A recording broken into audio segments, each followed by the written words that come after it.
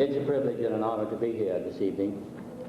Let me start by saying that when George Bush compared our nation's volunteers to 1,000 points of light, and we have many volunteers in Terrebonne Parish. Many of you are volunteers. And he also spoke of a kinder and a gentler nation. The president could have been referring to this year's recipient of the Houma Daily Courier Award to Terrebonne Parish's most useful citizen, a person who has given a lifetime of unselfish service to the community, to the state and the nation, always in a very quiet and unassuming manner. Our recipient is a native of Terrebonne, whose ancestors became rooted in the Louisiana sugarcane industry over 200 years ago.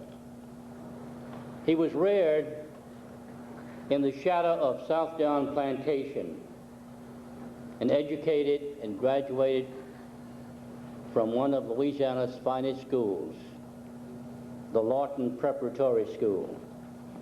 And he continued postgraduate studies through the LaSalle program, preparing for a career in business.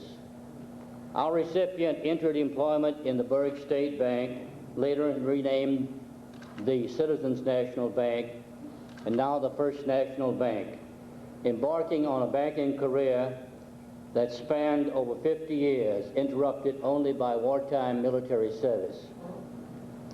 During World War II, our recipient joined the U.S. Marines and was stationed in the Pacific Theater.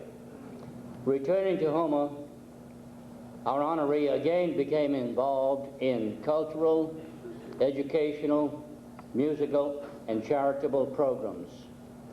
A person of varied interest, he continued his pre-war participation in the Boy Scout program, and he became involved also in the Girl Scout activities, demonstrating interest and support of our youth programs. As a charter member of La Petite de Terrebonne, our recipient performed in their first production, which was recently restaged, and also served as their treasurer from its inception. As a talented vocalist, our honoree has sung regularly, either as a soloist or in chorus with many choral groups, the Community Chorus, the Messiah Group of the First Methodist Church, the Haydale Choir in St. Francis Cathedral, St. Matthew's Episcopal Church Choir, even in the Society for the Preservation of Barbershop Quartets.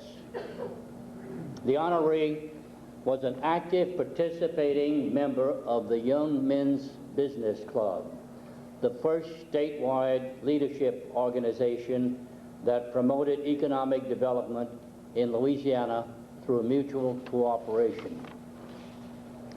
As a member of the board of McDonald United Methodist Services, our recipient was actively involved in fundraising to provide care and education for displaced children. Involvement in fundraising in the American Red Cross, the American Cancer Society, and the Heart Fund is also documented by this individual. As a physical fitness exponent, our recipient jogs regularly and actively participates in marathons, including the Tunnel Run for Your Life.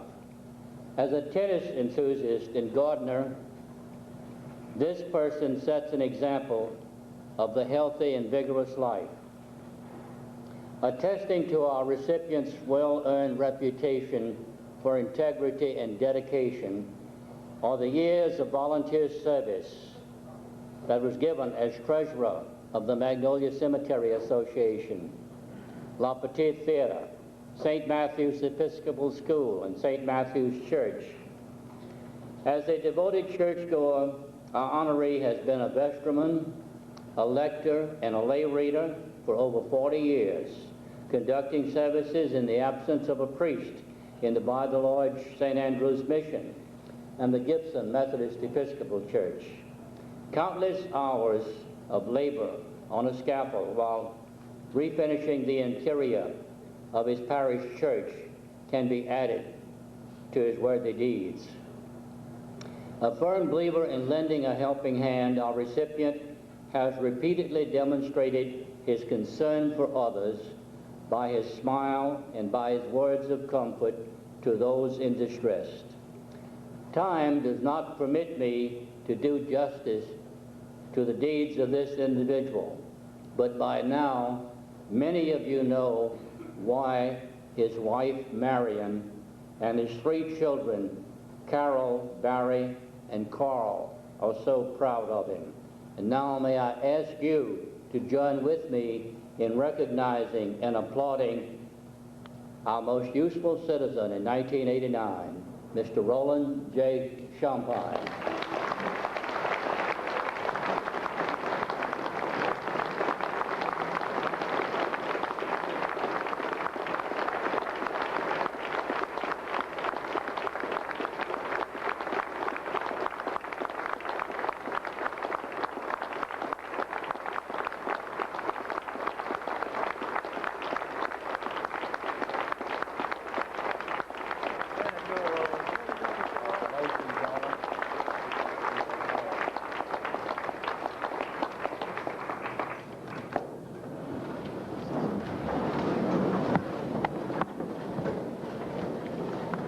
I don't know who nominated me.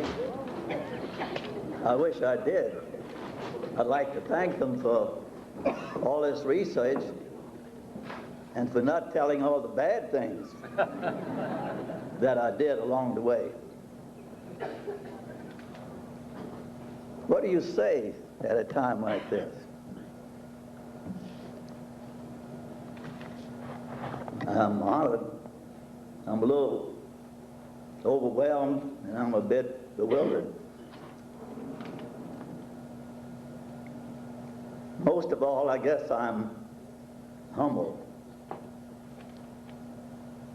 I'm old enough to have known all of the recipients of this award in the past, even though some have been a bit older than I am, or was at the time. And I'm aware of their achievements and the good that they have done for the community, far outstripping any of the things that I may have accomplished.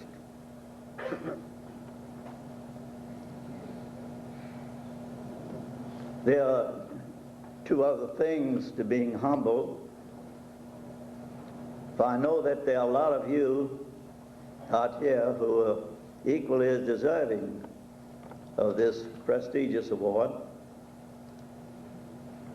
but maybe you haven't been nominated yet, or maybe the letters of nomination weren't quite as full as this one appears to be. But I know there are a number of you here who are equally as worthy, and that makes me humble. We must also remember others who never had a chance to be nominated, who served this community and passed on before they were given an opportunity to be nominated. We know them. So in our hearts and minds, let us remember them also. That is also humbling.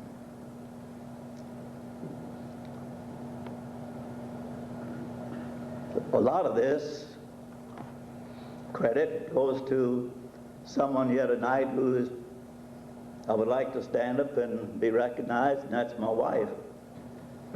When our children were small,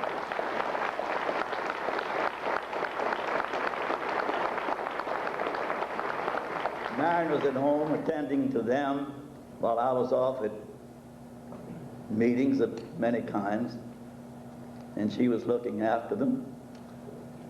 And then after they had left home, she was there alone while I was attending meetings. So a lot of credit goes to my wife, Marion, of over 42 years. Her name was King before we were married, but she has been my queen.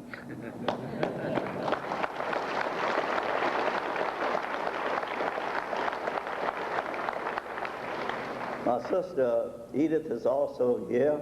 I'd like for her to stand and be recognized. And our youngest son Carl and his lovely wife Kayla are here.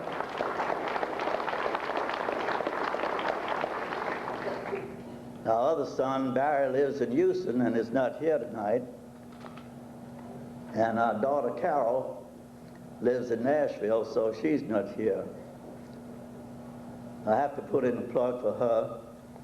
23 years ago, she received the Teenager of the Year award, for which we were mighty proud.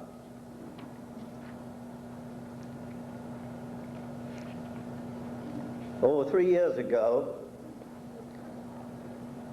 friends of mine gave a party for me at Ellendale. It was a roast, and I'll always remember it. In my concluding thanks at that time, I referred to a Christmas card that was issued by Washington Cathedral some years ago that has always stood with me. It said, "As long as we love, we serve. And as long as we are loved by others, we're indispensable. And no man is useless as long as he has a friend." If I've accomplished anything for the good of the community, it is because I love working with people. I feel like I love all of you here. And that is the background, perhaps, of whatever little I've done. And I just trust that I shall always be worthy to be known as your friend. Thank you, and God bless you.